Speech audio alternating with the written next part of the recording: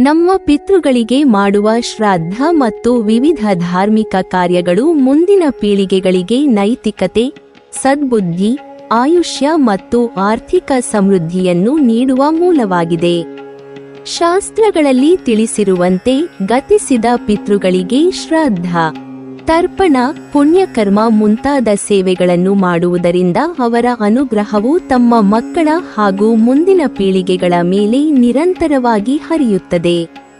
ಈ ಪಿತೃವನುಗ್ರಹವು ದೈಹಿಕ ದೃಷ್ಟಿಯಿಂದ ಕಂಡರೆ ಕಾಣದ, ವೈದ್ಯಕೀಯ ಶೋಧನೆಗೆ ಸಿಗದ ಕಾಯಿಲೆಗಳ ನಿವಾರಣದಲ್ಲಿ ಸಹಕಾರಿ ಎಂದು ವಿವರಿಸಲಾಗಿದೆ. ಉದಾಹರಣೆಗೆ ಮನಃಶಾಂತಿ, ಸಾಂಸ್ಕೃತಿಕ ಬುದ್ಧಿವಂತಿಕೆ, ಶರೀರದ ಆರೋಗ್ಯ, ದೈಹಿಕ ಶಕ್ತಿ, ವ್ಯಾಪಾರ ಮತ್ತು ಜೀವನದ ಸಾಮಾನ್ಯ ಶುಭಶ್ರೇಯಸ್ಸು ಇವುಗಳಲ್ಲಿ ಪಿತೃ ಅನುಗ್ರಹದಿಂದಲೇ ನಿಖರ ಫಲ ದೊರಕುತ್ತದೆ. ಶಾಸ್ತ್ರಗಳಲ್ಲಿ ಹೇಳಿರುವಂತೆ ಪಿತೃಗಳಲ್ಲಿ 2 ಪ್ರಮುಖ ಗುಣಗಳು ಕೆಲಸ ಮಾಡುತ್ತವೆ. ಆಗ್ರಹ, ಅಗತ್ಯತೆಯುಳ್ಳ ಅನುಗ್ರಹಕ್ಕಾಗಿ ಕೇಳುವುದು. ಪಿತೃಗಳು ತಮ್ಮ ಸಹಜ ಕರ್ಮ ಮತ್ತು ಜವಾಬ್ದಾರಿಯನ್ನು ನಡೆಸಲು ತಮ್ಮ ಸಂತತಿಯವರಿಂದ ಆಗ್ರಹಿಸುತ್ತಾರೆ. ಉದಾಹರಣೆಗೆ ಶ್ರಾದ್ದ, ತರ್ಪಣ, ಪಿತೃಪೂಜೆ, ಪಿಂಡ ಪ್ರದಾನ ಮುಂತಾದ ಕಾರ್ಯಗಳನ್ನು ಪಿತೃಗಳ ಉದ್ದೇಶಕ್ಕಾಗಿ ಮಾಡುವಂತೆ ಕೇಳುತ್ತಾರೆ. ಅನುಗ್ರಹ, ಪ್ರೀತಿ ಮತ್ತು ಆಶೀರ್ವಾದ ನೀಡುವುದು. ಶ್ರದ್ಧಾಭಕ್ತಿಯಿಂದ ಶಾಸ್ತ್ರೋಕ್ತ ವಿಧಾನದಲ್ಲಿ ಪಿತೃಕರ್ಮಗಳನ್ನು ಮಾಡಿದಾಗ ಪಿತೃಗಳು ತಮ್ಮ ಅನುಗ್ರಹವನ್ನು ನೀಡುತ್ತಾರೆ. ಈ ಅನುಗ್ರಹವು ದೇವತೆಗಳ ಅನುಗ್ರಹಕ್ಕಿಂತಲೂ ಶಕ್ತಿಯುತವಾಗಿದ್ದು, ವ್ಯಕ್ತಿಯ ಜೀವನದಲ್ಲಿ ತಕ್ಷಣ ಹಾಗೂ ದೀರ್ಘಕಾಲದ ಫಲವನ್ನು ನೀಡುತ್ತದೆ. ಮಾನವನ ಜೀವನದಲ್ಲಿ ಪಿತೃವನುಗ್ರಹವು ಅನಿವಾರ್ಯ. ಸಾಮಾನ್ಯವಾಗಿ ನಾವು ದೇವತೆಗಳಿಗೆ ಮಾಡಲಿರುವ ಪೂಜೆ ಅಥವಾ ಯಜ್ಞಕ್ಕಿಂತಲೂ ಪಿತೃಗಳಿಗೆ ಸಲ್ಲುವ ಶ್ರಾದ್ದ ಕಾರ್ಯಗಳು ಹೆಚ್ಚು ಪ್ರಮುಖವೆಂದು ತಿಳಿಸಲಾಗಿದೆ. ಪಿತೃವನುಗ್ರಹವಿಲ್ಲದೆ ಜೀವನದಲ್ಲಿ ನೈತಿಕ ಮಾರ್ಗದರ್ಶನ, ಆಯುಷ್ಯ, ಆರೋಗ್ಯ, ಮಕ್ಕಳ ಒಳ್ಳೆಯ ಸ್ವಭಾವ, ಶ್ರೇಷ್ಠ ಕಾರ್ಯಸಾಧನೆ ಮತ್ತು ಮನಃಶಾಂತಿ ಲಭ್ಯವಿಲ್ಲ. ಇದೀಗ ನಾವಿರುವ ಪರಿಸ್ಥಿತಿಯಲ್ಲಿ ಒಂದು ವಿಶೇಷ ಶ್ರಾವಣಾಸಮ್ಮತ ಹವ್ಯಾಸ ತಿಳಿಯಬಹುದು. ಸಾಮಾನ್ಯವಾಗಿ ಮನೆಗಳಲ್ಲಿ ಕೇಳುವ ಪ್ರಶ್ನೆ: ನಿಮ್ಮ ಮನೆಯಲ್ಲಿ ಯಾವಾಗ ಮಹಾಲಯ ಶ್ರಾದ್ದ ನಡೆಯಲಿದೆ? ಉತ್ತರವಾಗಿ ಕೆಲವರು ಹೇಳುತ್ತಾರೆ, ಅದು ನಮ್ಮ ಕುಟುಂಬದ ಮೂಲ ಮನೆಯಲ್ಲಾಗುತ್ತದೆ, ಹಾಗಾಗಿ ನಾವೆಲ್ಲ ಪ್ರಯತ್ನ ಮಾಡೋಣ ಎಂದು ಯತ್ನಿಸುವ ಅಗತ್ಯವಿಲ್ಲ. ಅವರು ಹೇಳಿಕೆ ಮಾಡಿದರೆ ಹೋಗುತ್ತೇವೆ, ಮಂತ್ರಾಕ್ಷತೆ ಪಡೆಯುತ್ತೇವೆ. ಕೆಲವರು ಯಾದೃಚ್ಛಿಕವಾಗಿ ಹೇಳಿಕೆಯಿಲ್ಲದಿದ್ದರೂ ಶ್ರಾದ್ದಕ್ಕೆ ಹಾಜರಾಗುತ್ತಾರೆ. ಆದರೆ ಈ ಪ್ರಕರಣವು ಶಾಸ್ತ್ರೋಕ್ತ ದೃಷ್ಟಿಯಿಂದ ಒಂದು ನಿಯಮಕ್ಕೆ ಬಂದು ಹೀಗೆ ಹೇಳಬಹುದು: ಪಿತೃಯೋಜನೆಗೆ ನಮ್ಮನ್ನು ಕರೆಯಲಾಗದಿದ್ದರೆ ನಾವು ಅಪ್ರಯತ್ನದಿಂದ ಹಾಜರಾಗಬಾರದು ಎಂಬುದಿಲ್ಲ. ಶಾಸ್ತ್ರದಲ್ಲಿ ಇದು ಒಪ್ಪಿಸಲಾಗಿದೆ. ಪಿತೃಶ್ರಾದ್ದದಲ್ಲಿ ನಿರ್ಲಕ್ಷ್ಯ ತೋರಿದರೆ ಅಥವಾ ಸರಿಯಾದ ಶ್ರಾದ್ದವಿಧಿ ಅನುಸರಿಸದಿದ್ದರೆ ವ್ಯಕ್ತಿಗೆ ಯಾವುದೇ ಕ್ಷಮೆ ಅಥವಾ ಪರಿಹಾರ ಇರುವುದಿಲ್ಲ.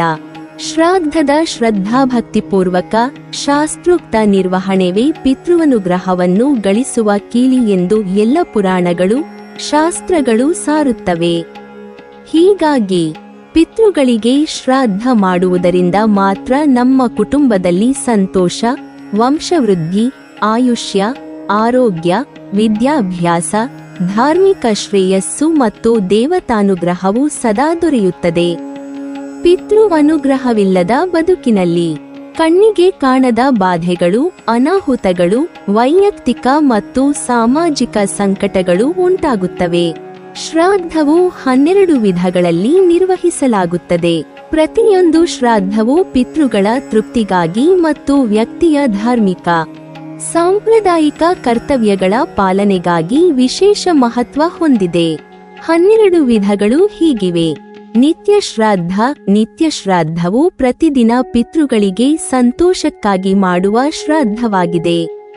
ಇದರಲ್ಲಿ ಎಳ್ಳು, ಅಕ್ಕಿ, ನೀರು, ಹಾಲು, ಹಣ್ಣು, ಗಡ್ಡೆ, ತರಕಾರಿ ಮೊದಲಾದವುಗಳನ್ನು ಉಪಯೋಗಿಸುತ್ತಾರೆ. ನಿತ್ಯ ಶ್ರಾದ್ದವು ಪಿತೃಗಳಿಗೆ ಸಂತೋಷ ನೀಡಲು ನಿರಂತರವಾಗಿ ನಡೆಸಬೇಕಾದ ಶ್ರಾದ್ದವಾಗಿದೆ.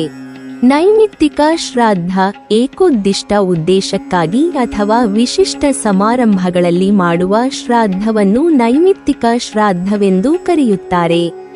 ಈ ಶ್ರಾದ್ದವನ್ನು ವಿಧಿಪೂರ್ವಕವಾಗಿ ನೆರವೇರಿಸಬೇಕು. ವಿಶೇಷವಾಗಿ ವಿಷಮ ಸಂಖ್ಯೆಯ ಬ್ರಾಹ್ಮಣರಿಗೆ ಭೋಜನ ಮಾಡಿಸುವುದು ಅನಿವಾರ್ಯ. ಕಾಮ್ಯ ಶ್ರಾದ್ದ ಫಲವಿಶೇಷವನ್ನು ಬಯಸುವ ಉದ್ದೇಶದಿಂದ ಮಾಡುವ ಶ್ರಾದ್ದವನ್ನು ಕಾಮ್ಯ ಶ್ರಾದ್ದವೆಂದು ಕರೆಯುತ್ತಾರೆ.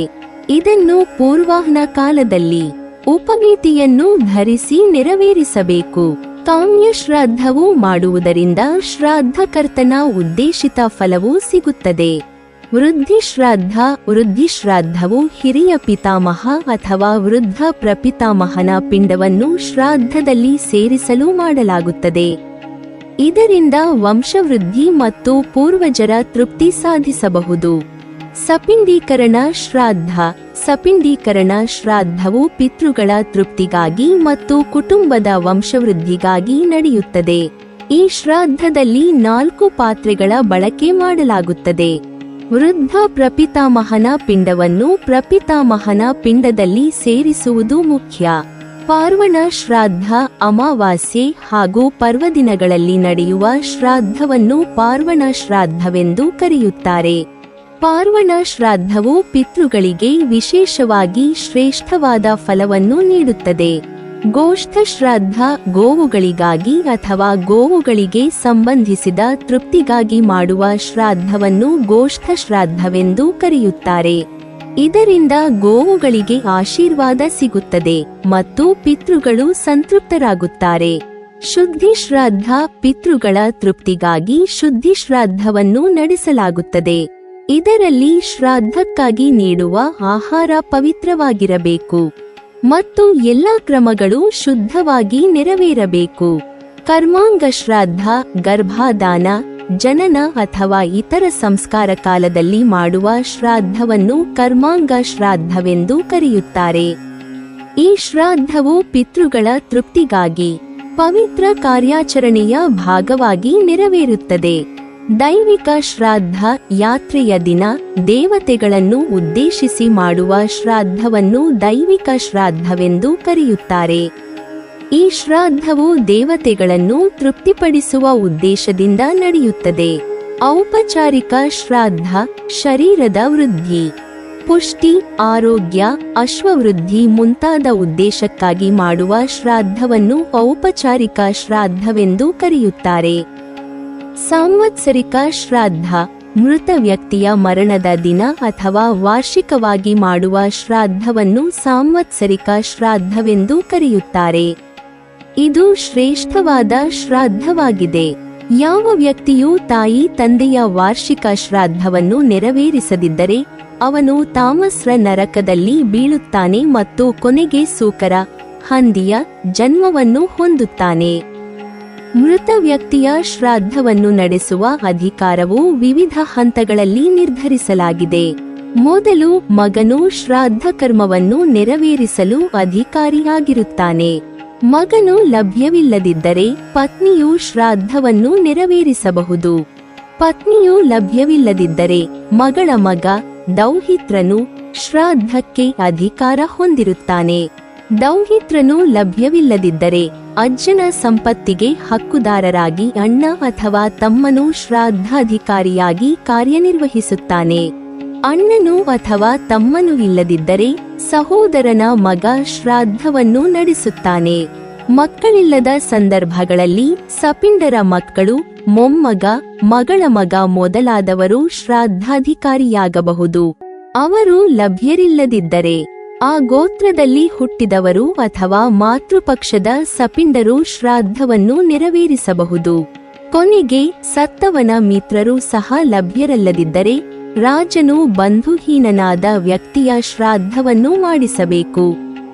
ಶ್ರಾದ್ದದ ಮೂಲಕ ಪಿತೃಗಳನ್ನು ಉದ್ದೇಶಿಸಿ ಶ್ರಾದ್ದ ಕರ್ಮವನ್ನು ನೆರವೇರಿಸುವ ಯಜಮಾನನು ಬ್ರಹ್ಮಾದಿ ದೇವತೆಗಳು, ಪಿತೃಗಳು, ಋಷಿಗಳು ಮತ್ತು ಎಲ್ಲ ಪ್ರಾಣಿಗಳಿಗೂ ಸಂತೋಷವನ್ನುಂಟು ಮಾಡುತ್ತಾನೆ.